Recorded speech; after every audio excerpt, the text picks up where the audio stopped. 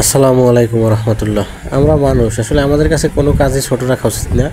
কোনো কাজেই লজ্জা নেই। ঝাড়ু দেওয়া বলেন, মোছামাছি বলেন, ছোট বড় বহুত কাজ আছে। আপনি আপনার চারপাশে তাকালে দেখবেন অনেক কাজ আছে, চাইলে কিন্তু আমরা করতে পারি, কিন্তু লোক লজ্জার ভয়ে করি না। অথচ আমরা যখন অভাবে পড়ি, যখন পকেটে টাকা না থাকে, তখন যারা আমাদের নিয়ে সমালোচনা করে বা যাদের লোক লজ্জার ভয়ে আমরা কাজ করি না, তারা কিন্তু আমাদের কখনোই হেল্প করে না। সুতরাং কোনো কাজেই লজ্জা রাখা যাবে না, কোনো কাজই ছোট না। এই যে দেখেন, আমি কিন্তু লেখাপড়া জানা ছেলে, তারপরে দেখেন এই যে অন্যজনের দোকানে ঝাড়ু দিতেছি, এখানে কাজ করতেছি।